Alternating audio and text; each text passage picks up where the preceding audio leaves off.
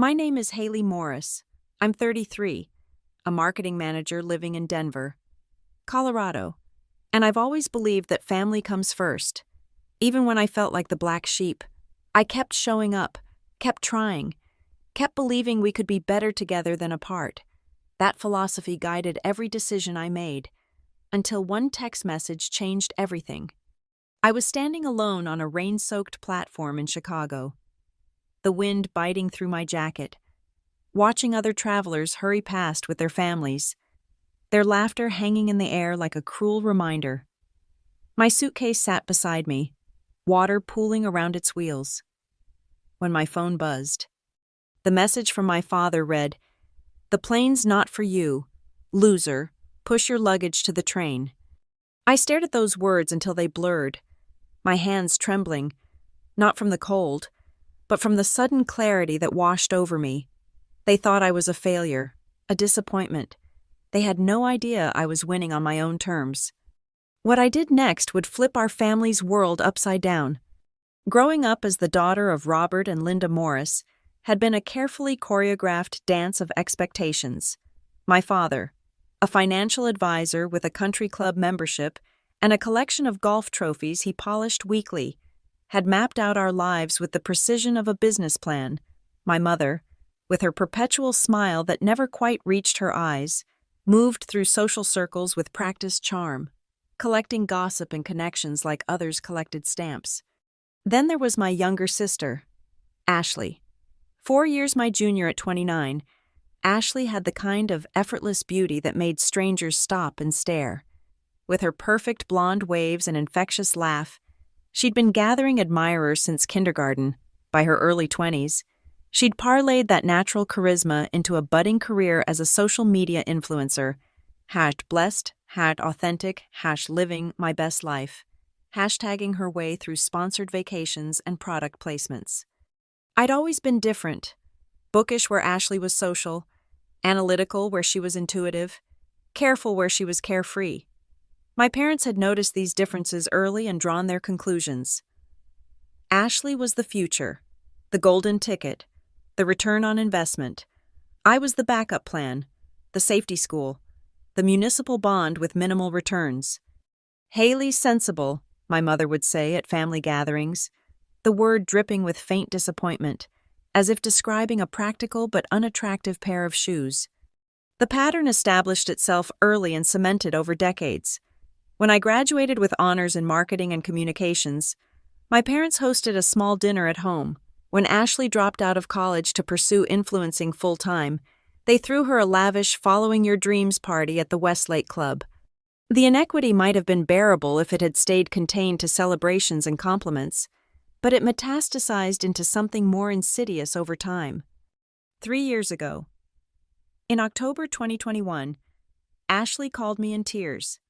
Her wedding to Chad, an investment banker with slicked-back hair and a vocabulary heavy on terms like crushing it and absolute units, was in jeopardy because their venue had suddenly doubled their deposit requirement. "I can't ask Mom and Dad," she sobbed. "They're already paying for so much. Please, Haley, I'll pay you back the second we get our wedding gifts." $15,000. That was nearly all of my emergency fund. Money I'd been saving for years, setting aside small amounts from each paycheck until it represented something solid and secure.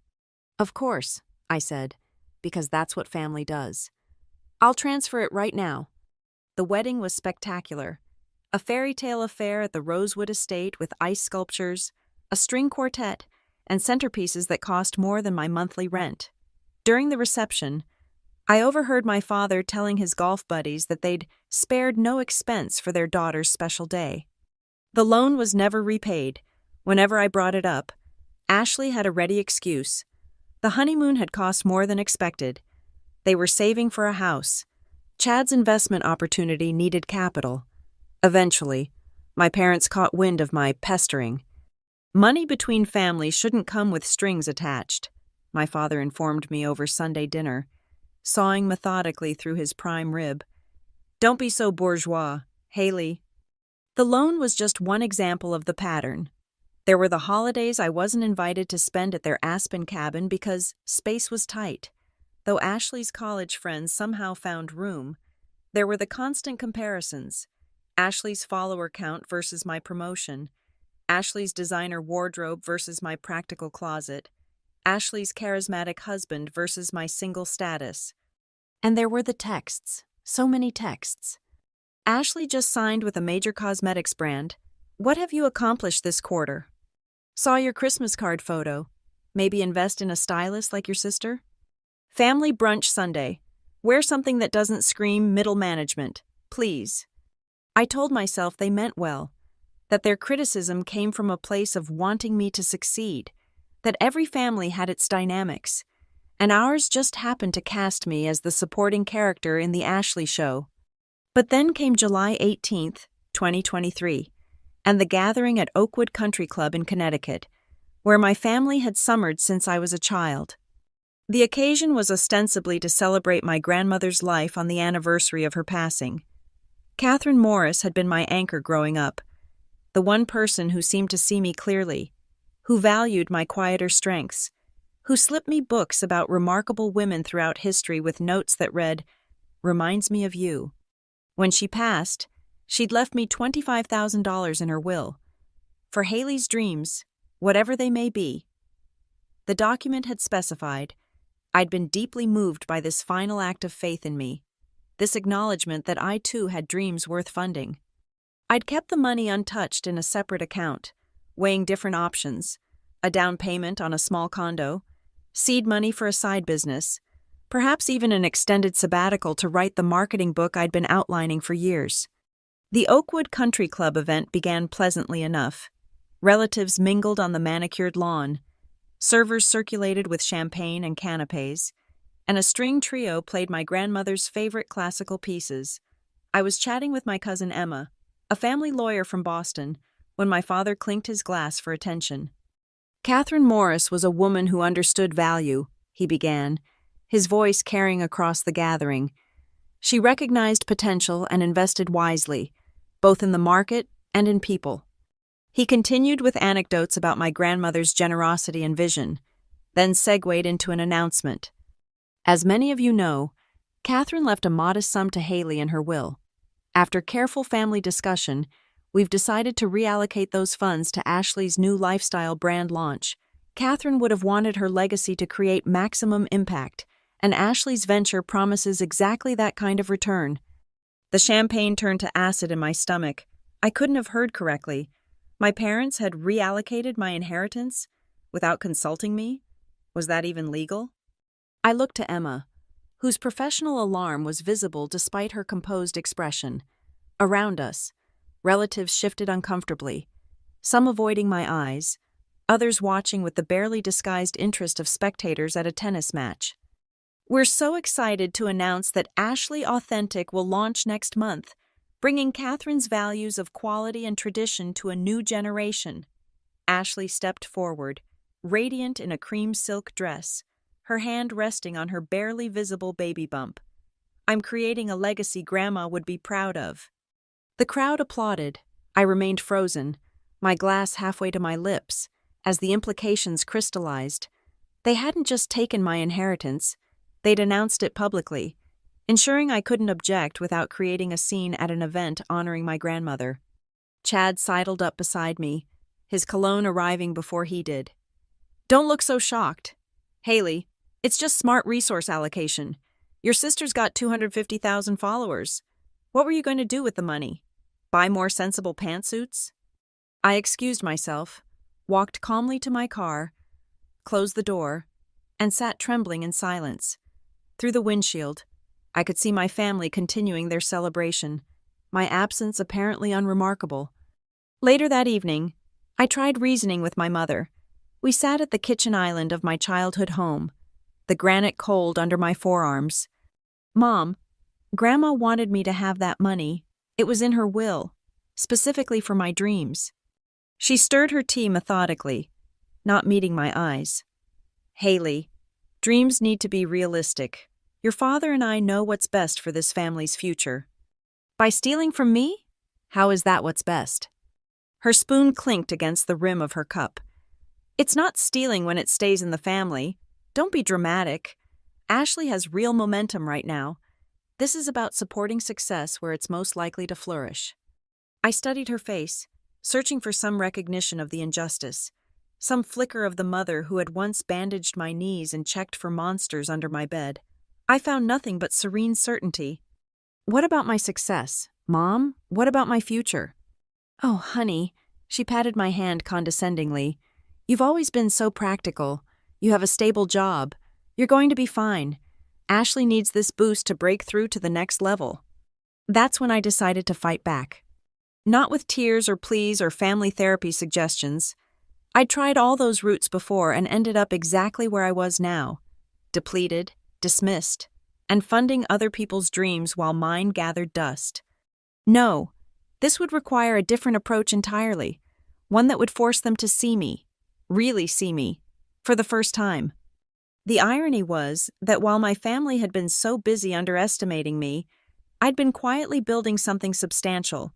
Brightline Marketing had begun as a weekend side project, consulting for local Denver businesses that couldn't afford large agencies. I'd leveraged my day job experience, working nights and weekends to help craft authentic brands for passionate entrepreneurs. Word of mouth had spread quickly. Within 18 months, Brightline had a waiting list of clients and had expanded to a team of 5 talented freelancers who shared my values and vision. We specialized in helping genuine businesses find their authentic voice. No gimmicks, no empty trends, just honest communication that resonated with the right audiences. The financial rewards had been unexpected but welcome. Between my salary, Brightline's growing profits, and some shrewd investments guided by a financial advisor who actually respected my goals, my net worth had quietly grown to over $1.8 million. I'd purchased a modest but beautiful condo in Denver's Highland neighborhood, with mountain views and walking distance to my favorite independent bookstore. I'd become a silent partner in the Blue Oak Bistro, a farm-to-table restaurant started by my college roommate, and I'd developed a proprietary customer journey mapping software that was generating steady royalty income from several mid-sized marketing agencies. All of this I had kept from my family, partly because they never asked about my work beyond superficial inquiries that quickly redirected to Ashley's latest sponsorship deal, partly because I'd learned early that any success of mine became somehow threatening to the family mythology, met with either dismissal, "Oh, that's nice, but did you hear about Ashley's feature in Style magazine?" or strange resentment, as if I were breaking some unspoken rule by pursuing my own path. But mostly, I'd kept quiet because some part of me had been waiting for them to notice, to ask meaningful questions, to demonstrate genuine interest in my life without my having to wave achievements in their faces like a child seeking approval. That wait was now over. Back in my Denver condo after the Oakwood Country Club debacle, I opened my laptop and created a new folder titled Family Accounting. Inside, I began compiling evidence of years of emotional and financial manipulation. Screenshots of my father's demeaning texts, organized chronologically, showcasing the pattern of belittlement. Bank statements documenting the $15,000 loan to Ashley, followed by her broken promises of repayment via text and email.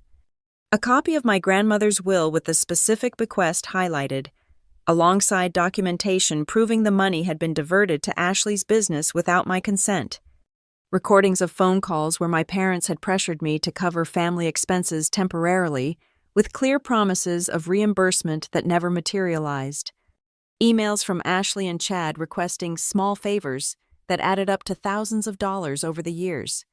As the evidence accumulated on my screen, a strange calm settled over me. This wasn't about revenge.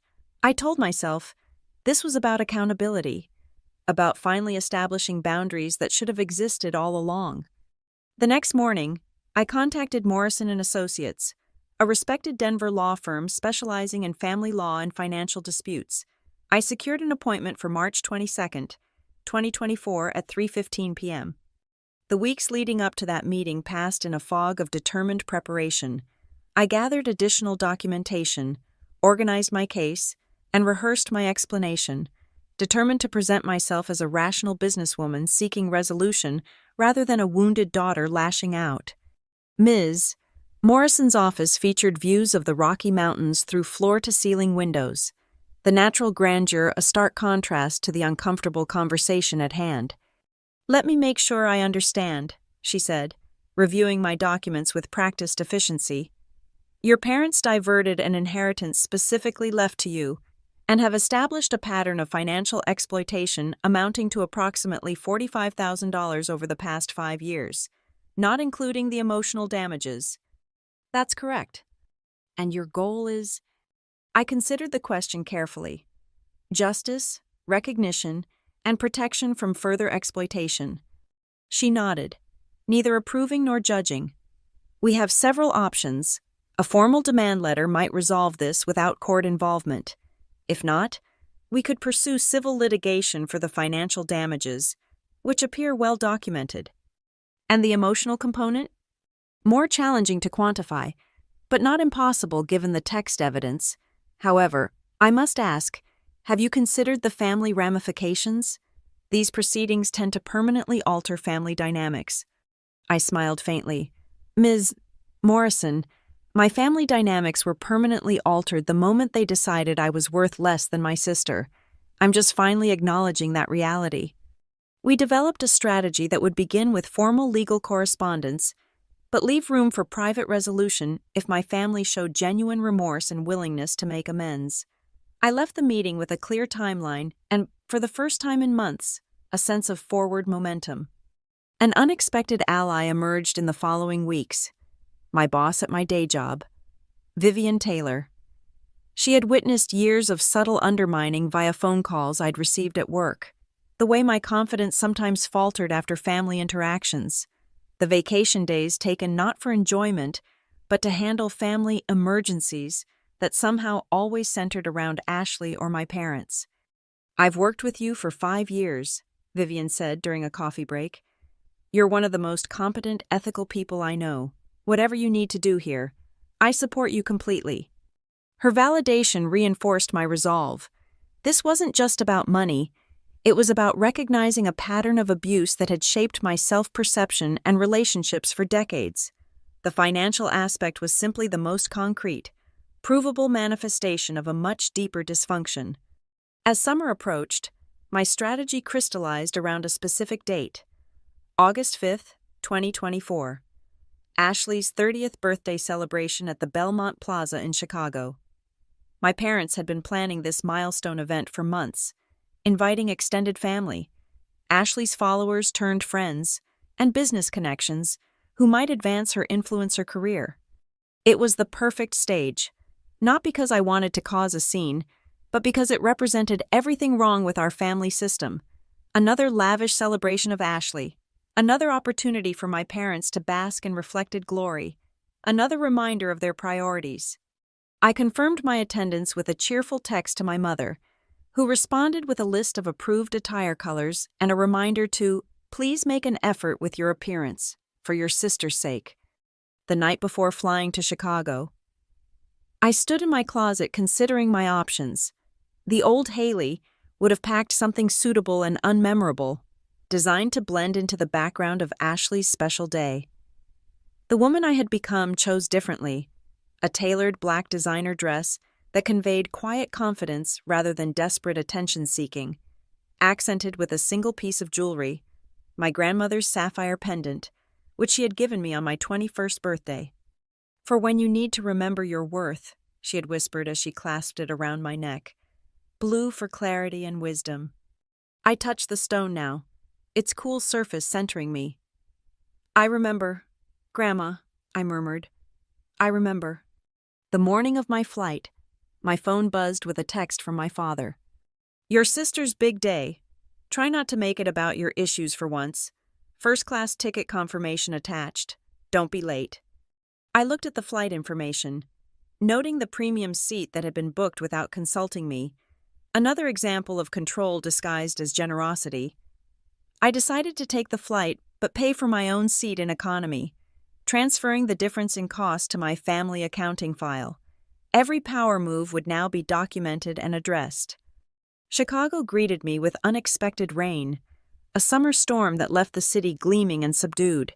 I checked into my hotel, Not the Belmont where the family was staying, but a boutique property nearby that offered privacy and independence and prepared for the evening ahead.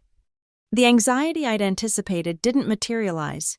Instead, I felt a strange lightness, as if I'd already set down a burden I'd been carrying for years. Whatever happened tonight, I would no longer be participating in my own diminishment. That certainty alone felt like victory. My phone chimed repeatedly throughout the afternoon. Reminders from my mother about arrival times. Questions from Ashley about my willingness to give a heartfelt toast. A message from Chad asking if I could bring some technical equipment for the evening's presentation, since I was good with that stuff. I responded politely but minimally to each, preserving my energy for what lay ahead. At 6:30 p.m., I entered the lobby of the Belmont Plaza, its marble floors and crystal chandeliers setting the tone of old-world luxury my parents so admired.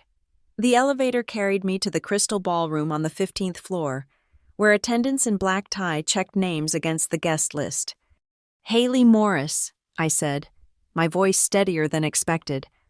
"Of course, Ms. Morris. The family has been asking about you. Right this way." The ballroom had been transformed into Ashley's vision of sophisticated glamour. White orchids cascaded from ceiling installations. Champagne fountains bubbled at strategic intervals, and a string quartet played contemporary songs with classical arrangements. A massive screen displayed a rotating gallery of Ashley's social media highlights, her face smiling down at the gathering from every angle. I spotted my parents immediately, working the room with practiced charm. My mother's silver blonde hair was perfectly coiffed, her designer dress signaling both wealth and restraint.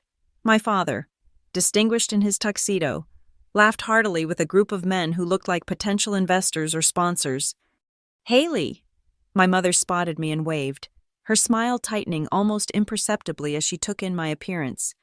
"You look different." "Thank you," I said simply, accepting her air kiss.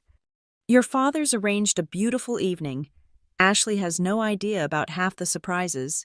She lowered her voice. "The governor's sending a video message. Can you imagine? Your sister's really arriving." "That's wonderful," I replied, meaning it. Ashley's ambition had never been the problem. It was the enabling system built around it at others' expense that needed addressing.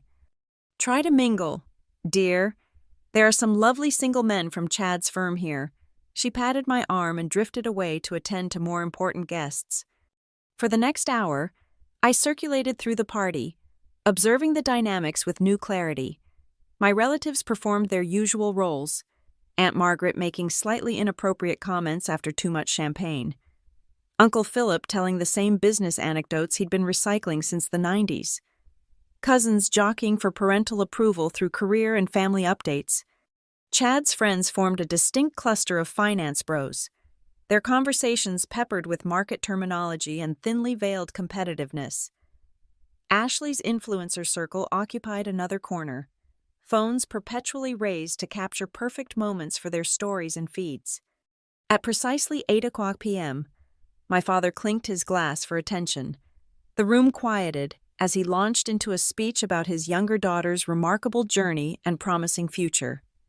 My mother stood beside him, nodding emphatically at each accolade. Ashley, resplendent in a custom gown that showcased her 6 months pregnant silhouette to perfect advantage, beamed at the assembly. "And now," my father announced, "we have a special presentation prepared by Chad and some of Ashley's closest collaborators, highlighting her extraordinary rise and the exciting ventures ahead." The lights dimmed. The massive screen that had been displaying Ashley's photos now showed a professional intro sequence with animated typography spelling out, "Ashley Authentic, The Journey." This was my cue. I moved quietly to the AV station where a technician waited to run the prepared video. "Excuse me," I said softly, showing him the credentials Chad had insisted I bring. "There's been a last-minute change to the presentation. Mr. Hamilton asked me to handle this segment personally." The young man looked uncertain. "I have strict instructions." "From Chad, yes, and now Chad has updated those instructions through me. You can text him if you need confirmation, but he's currently introducing the governor's segment and asked not to be disturbed." Social engineering at its finest, using the existing power dynamics against themselves. The technician yielded his position, and I connected my laptop to the system. "Thanks," I smiled. "Why don't you grab some champagne? This segment runs about 10 minutes. Once alone, I quickly replaced the planned presentation with my own file.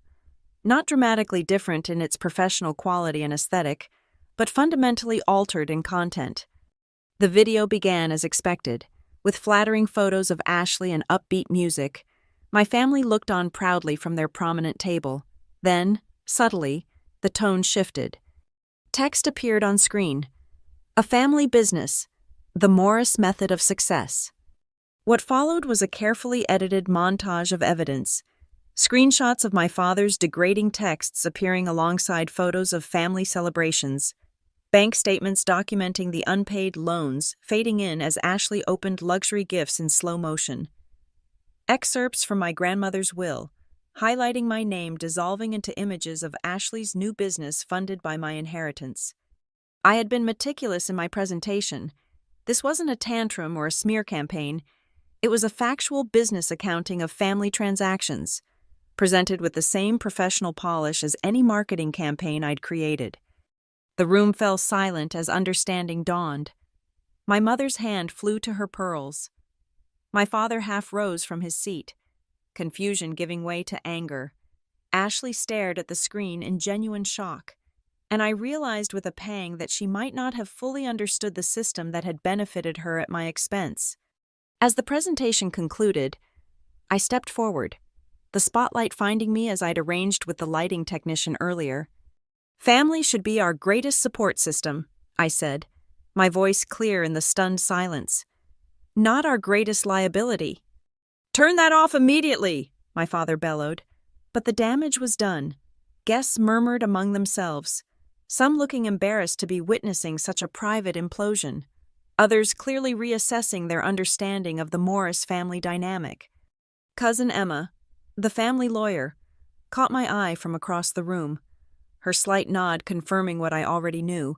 Everything I'd presented was legally documented and defensible. "What is this?" My mother hurried toward me, her voice a harsh whisper.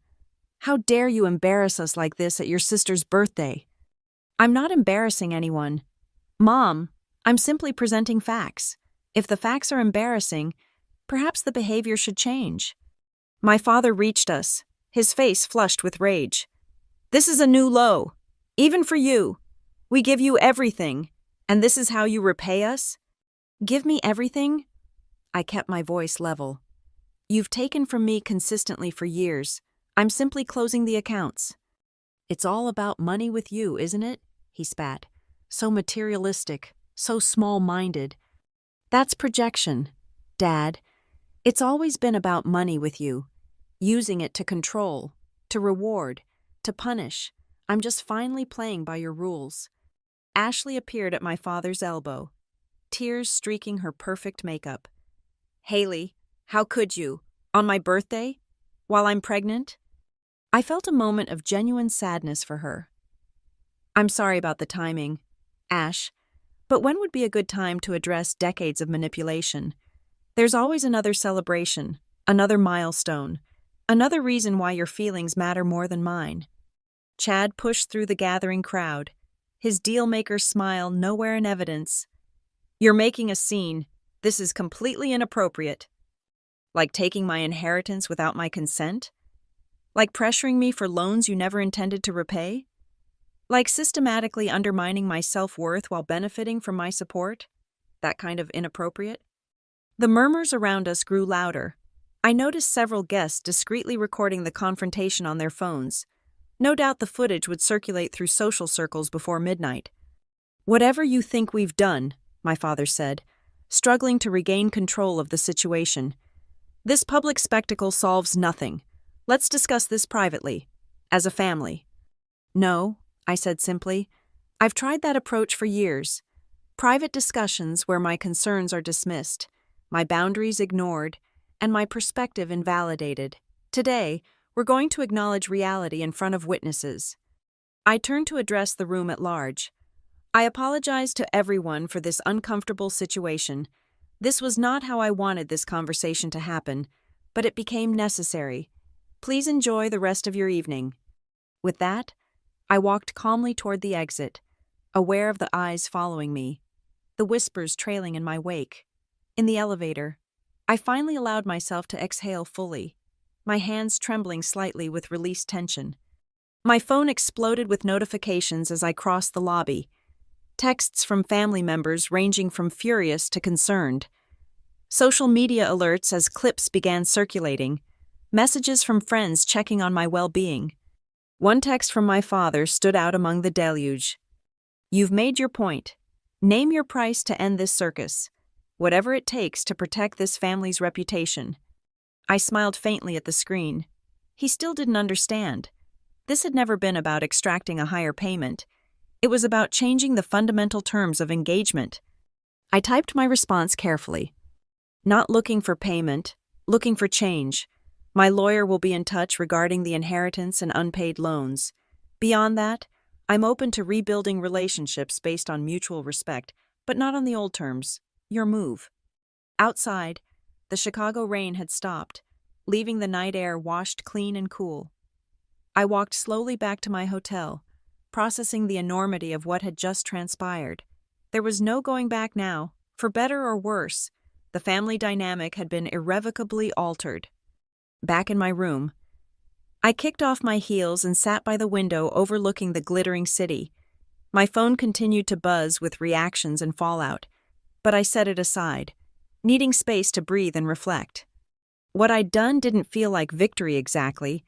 There was too much genuine pain involved for that, but it felt like truth, like finally stepping out of a role I'd been assigned without my consent and claiming authorship of my own story. The consequences began unfolding immediately and continued in the days and weeks that followed. Ashley's carefully curated social media presence took a significant hit as clips from the confrontation circulated widely. Her sponsors, wary of association with family drama and allegations of financial impropriety, began quietly distancing themselves. Her follower count dropped precipitously. People who had been drawn to her aspirational lifestyle found the behind-the-scenes reality considerably less appealing. My parents launched a frantic campaign of damage control, reaching out to family members and social connections with their version of events, portraying me as mentally unstable, chronically jealous of my sister's success, and distorting innocent family dynamics for attention. Some relatives sided with them immediately, particularly those who had benefited from my parents' social currency over the years. Others reached out to me privately, confessing they had always sensed something off about the family dynamic but hadn't known how to address it. "Your grandmother would be proud," Aunt Margaret texted unexpectedly. "She always said you had a steel backbone under all that quiet." The legal process moved forward with methodical precision. Morrison and Associates filed formal demands for the return of my inheritance and unpaid loans, with documentation so thorough that my parents' lawyer advised them to settle rather than face discovery in open court. Chad, ever the pragmatist, approached me with a settlement offer 3 weeks after the confrontation. We met at a neutral location, a sterile conference room in a downtown Chicago law firm, his usual swagger noticeably diminished. "You've made your point," he said, sliding a document across the table. "This covers everything, the inheritance, the loans, even interest. Sign here. We all move on." I reviewed the offer carefully. The numbers were accurate, but there was a confidentiality clause that would prevent me from ever discussing the settlement or the circumstances that led to it. "I'm not signing a gag order," I said, pushing the document back. "Financial restitution is only part of this." He sighed heavily. "What more do you want? Haley? Blood? Ashley's clinically depressed. Your parents are hardly speaking, and our baby's due in 3 months. Isn't that enough collateral damage?" "I never wanted damage at all. Chad, I wanted accountability. There's a difference." "Look, we made mistakes. We took you for granted, but this scorched earth approach was the only thing that got your attention after years of reasonable requests were ignored." I leaned forward. "I'll accept the financial terms, but without the confidentiality clause, and I want acknowledgement of what happened. Not a public apology, but honest recognition between us of the pattern that was broken. His expression hardened. You always did think you were better than the rest of us, more principled, more honest. No, I just finally decided to value myself at market rate. I stood, gathering my belongings. Have your lawyer revise the agreement and send it to Morrison's office. The revised settlement arrived 3 days later, the confidentiality clause removed. I signed immediately, directing the funds to a new account earmarked for future ventures. My parents were less pragmatic than Chad. They alternated between explosive anger and wounded victimhood, unable to reconcile their self-image as generous, loving parents with the documented evidence of years of manipulation. After everything we've done for you, my mother sobbed during a tense phone call. We gave you life, education, opportunities. The bare minimum parents are supposed to provide, Mom. That's not something I should spend a lifetime repaying. We never asked for repayment. We just expected basic loyalty and respect. Respect goes both ways, and loyalty shouldn't require erasing myself to elevate someone else. These conversations went nowhere. Circles of accusation and defense that left everyone exhausted and unchanged. After several attempts, I suggested a cooling-off period, time for emotions to settle before attempting to rebuild bridges. The most surprising development came from Ashley herself. 6 weeks after her birthday debacle, she requested a private meeting at a small cafe near my Denver condo. She arrived without her usual entourage or polish, hair pulled back simply, minimal makeup, clothing comfortable rather than camera-ready. I didn't know, she said after we'd settled with our coffees, about the inheritance, about the extent of it all. I mean, I knew there was favoritism, but I thought, she trailed off, searching for words. That I was okay with it, I supplied. That I understood my place in the hierarchy? She nodded miserably. Something like that. I think I wanted to believe you were fine because it was easier than acknowledging what was happening. And once you start accepting advantages, it becomes hard to give them up? Hard to even see them clearly. She rested a hand on her pregnant belly, a gesture both protective and grounding. I'm going to have a daughter soon. I keep thinking about what I'd want for her, how I'd want her to be treated. It's changing my perspective on everything. I felt the hard shell of resentment I'd built around my heart begin to crack slightly. I never wanted to hurt you, Ash. I just couldn't keep participating in my own erasure. I know that now. She reached across the table hesitantly, her fingers stopping just short of mine. I don't expect forgiveness or instant reconciliation, but I want you to know I'm doing the work to understand my role in all this, and I'm committed to building something healthier, for myself, for my daughter, and hopefully someday, for us. It wasn't a Hollywood resolution, no tearful embraces or instant healing of deep wounds, but it was honest. And in that honesty lay the possibility of something new and potentially stronger than what had existed before. As autumn painted Denver in gold and crimson, I found myself at a crossroads both professionally and personally. Brightline Marketing had grown beyond what I could manage as a side business, demanding choices about its future direction and my own. After careful consideration, I made the decision to leave my day job, focusing entirely on building Brightline into the company I envisioned, one centered on integrity, authentic communication, and genuine value creation.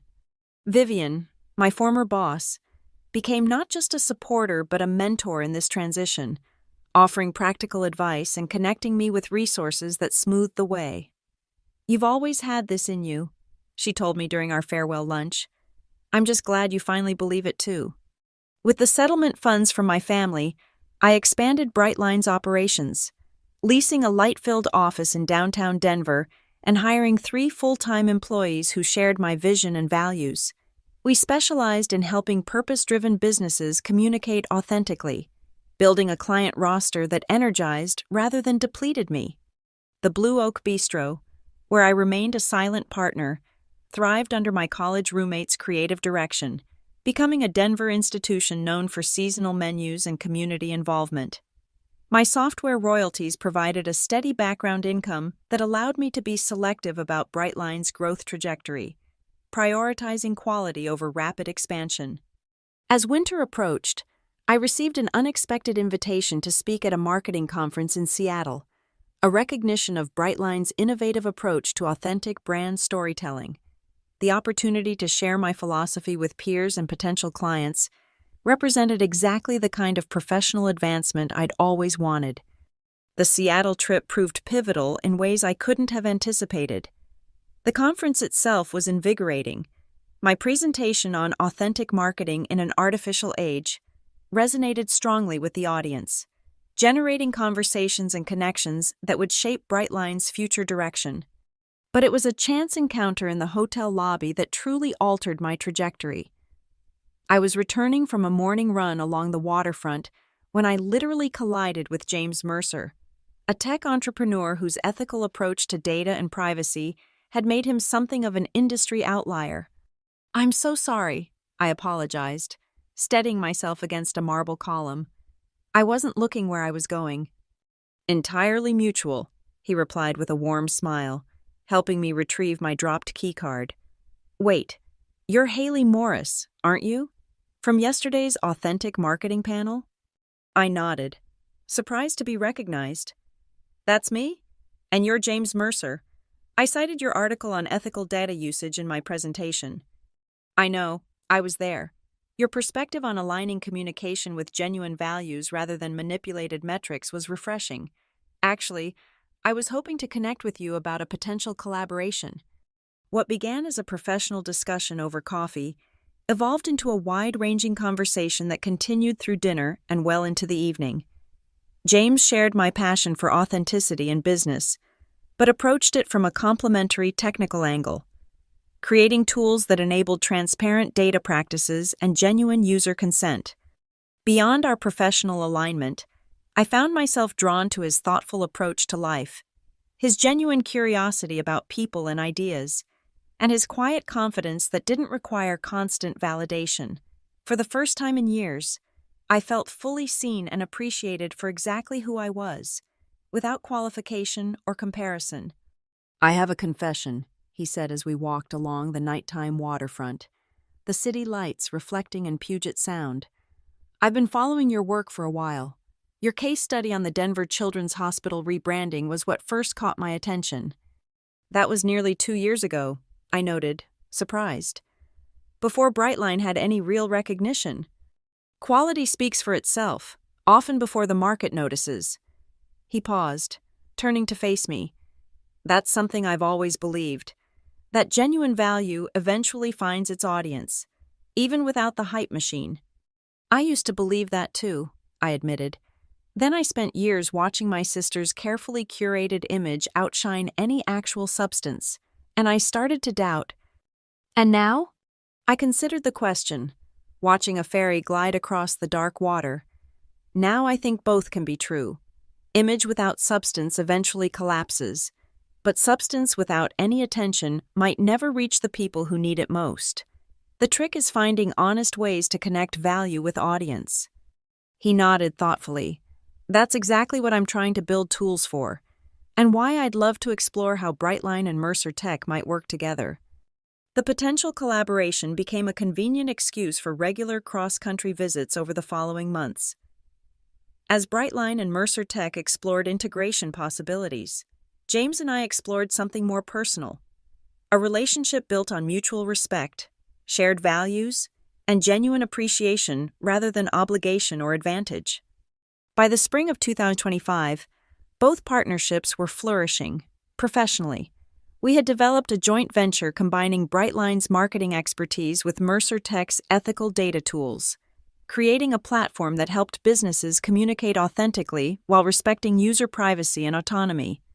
Personally, we had established a relationship that defied easy categorization, deeper than friendship, more thoughtful than a whirlwind romance, with the potential for something lasting neither of us rushed to define. As for my family, the situation remained complex but evolving. My parents had finally accepted that the old dynamic was irretrievably broken, though they struggled to envision what might replace it. Our interactions remained limited and somewhat formal, but without the undertone of manipulation that had previously defined them. Ashley and I were slowly rebuilding our relationship on new foundations. The birth of her daughter, Catherine, named after our grandmother in what I recognized as both genuine tribute and subtle olive branch, had indeed shifted her priorities and perspective. Her influencer career had taken a significant hit after the birthday confrontation, but she was exploring more sustainable directions, parenting content focused on authenticity rather than aspiration, small business advocacy that leveraged her remaining platform for community benefit. We were not the picture-perfect family my parents had once projected to the world. We were messy, complicated humans working through the aftermath of harmful patterns with varying degrees of success. Some bridges had been burned beyond repair. Others were being rebuilt with stronger materials and more honest engineering. Standing in my Denver office one crisp autumn morning, I looked out at the mountain range that had become my adopted home's backdrop. Their solidity reminded me of a truth I had finally embraced.